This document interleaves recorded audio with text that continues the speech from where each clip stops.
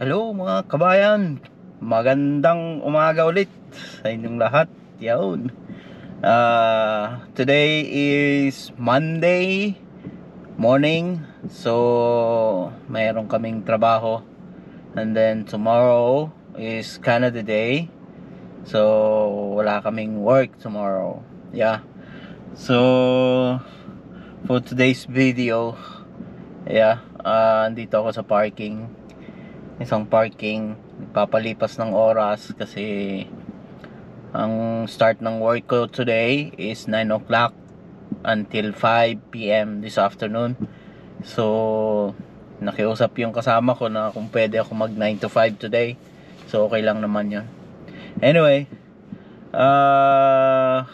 for today's ano ba yung masishare ko today? So meron akong i-share sa inyo today regarding paano ako nakapunta ng Canada. Yon, from Japan to Canada. Yon, very interesting topic. Yeah. To 2021. So during that time nasa Japan kami. That was I think January. Then meron akong friend dito sa Canada. He was based in Ontario, or I mean Toronto, yeah. So close friend ko siya, and then sabi niya sa akin, kailan ka na pupunta dito sa Canada?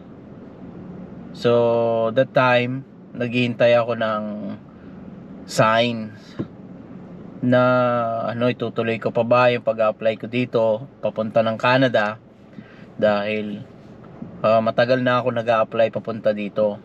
Since 2009 nag-start na ako mag-apply mag-try to apply papunta dito sa Canada. But those times medyo mahirap pa, hindi pa ganun ka-open ng Canada. So it was matagal bago nangyari yon. And then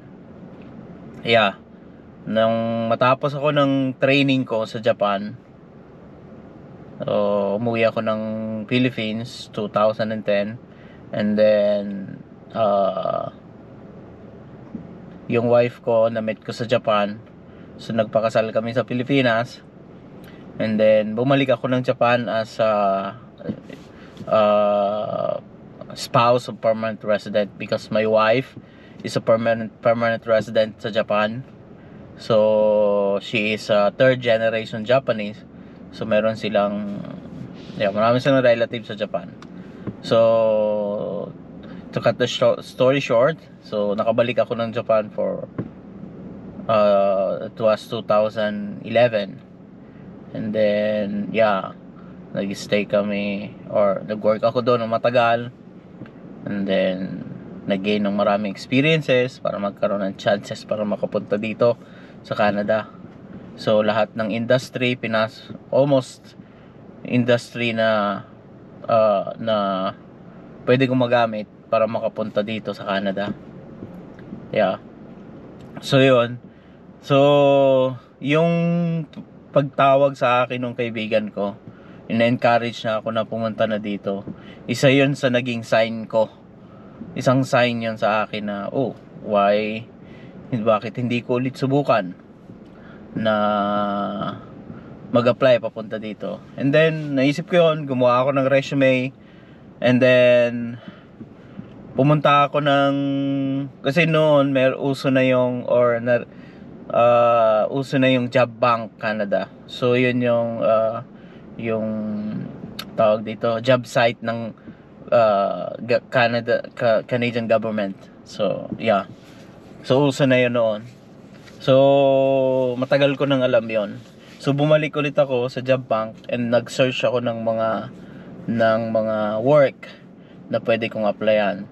So that time na nag-apply ako, nag-focus ako kung saan yung industry na kung saan ako belong. So kung ano yung profession ko. Since I am connected sa agriculture, especially sa livestock, so doon ako nag-focus. And then marami akong naging experience sa agriculture o sa livestock during my stay, nung nagstay ako ng Japan. So yun yung nag-prepare talaga ako. And then 2021, that was February, try ako mag-submit ng mga resume sa job bank. And then luckily nakakuha ako ng 2 employer. So yung isang employer is dito sa British Columbia, sa poultry farm siya. And then yung isa is sa swine farm or hog farm sa Ontario. So since yung sa poultry farm yung nauna, doon na ako nag-focus. Dito yun sa British Columbia. So yeah, and then an-interview ako, and then dumaan sa proseso, and then out of 500 applicants, ako lang yung napili. So let's say sabihin na natin swerte, but hindi lang yon, based na din doon sa experience ko, kaya ako na-select. Yun yung number 1 na naging puhunan ko, advantage ko, I mean, compare doon sa mga, siguro doon sa mga naging let's say mga ibang applicants. And then bukod doon, syempre during interview dapat i-impress mo yung employer para ma-select ka. So yun. And then nag-process ako, binigyan niya ako ng LMIA. Since direct hire ako, wala akong consultant, so nag-DIY ako dun sa work permit, pag-apply ko ng work permit from Japan to Canada. So after 5 months na-approve yung work permit ko papunta dito sa Canada. So madali lang naman mag-DIY kung marunong naman tayo magbasa. And then doon sa website ng IRCC o yung Immigration, Refugee and Citizenship Canada, tawag dito, meron namang procedure doon. Iga-guide kayo kung paano mag-apply. So and then yun, sa mga doon din sa mga group chats o sa mga group sa Facebook, nakakuha rin ako ng tips doon kung paano ano yung mga documents na sinubmit ko. So madali lang. So very stressful, but kung tsatsagayin natin, magagawa natin, di ba? So yun, 2000, ang kagandahan doon, napaka-bilis ng mga pangyayari kasi habang 2 weeks na ako ay nagsasubmit ng mga resume doon sa job bank. After 2 weeks, nakakuha agad ako ng employer. So ganun kabilis. And then after nag-process ako ng papers ko, after 5 months nakapunta ako ng Canada. And then pandemic pa yon, so very challenging. Then nahirap makapasok ng Canada that time, pero nabigyan ako ng chance. So siguro para sa akin talaga yon. And then nabigyan ako ng chance makapunta dito during pandemic because kailangan nila ng mga essential workers. Since agriculture ako, sa livestock, isa ako sa mga essential workers. Yun.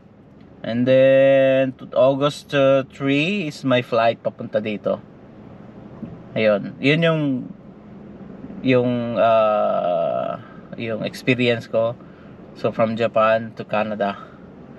Yun. So dun sa mga nice mag-apply dito, meron akong tip sa inyo, especially mga kababayan natin. So siguro sa next vlog ko, gusto kong i-tackle yung mga yung mga tips na pwede kong mabigay sa inyo. So napaka-importante nito. Kasi lahat tayo gusto natin makapunta dito, pero hindi tayo equipped dun sa mga bagay na na kailangan para makapunta ka dito. And then kung mag-apply kayo sa job bank or Indeed, sa job bank walang problema, very reliable yan, and then verified verified lahat ng mga job posting nila, and then that's very walang ano diyan, walang scammer o bogus na ano, nagpapanggap na employer. Basta punta kayo ng ano, jobbank.ca. Yeah. Huwag kayong pupunta doon sa jobbank.com. Merong ganoon, pero kalokohan 'yon. Hindi 'yon yung tamang website na pupuntahan na dapat yung puntahan. So, i-type nyo is jobbank.ca. Yun. So, yeah. Marami pa akong gustong i-share sa inyo sa susunod na vlog. So, i-tackle ko yung or i-share ko sa inyo kung ano yung mga ginawa ko, tips ba. Yun. So, actually, marami na rin naman akong napag-share nito before. And then yung iba, nandito sa Canada yung iba. Yeah, marami. So, yun. So, yeah, hanggang sa muli. Abangan nyo yung mga susunod ko na vlog o susunod ko na i-share na ipapublish ko dito. So, yun. So, yeah, and then 8 o'clock na, hintay lang ako ng oras para pumasok. Yeah, hinatid ko yung wife ko. Yeah, yun. So, maraming salamat at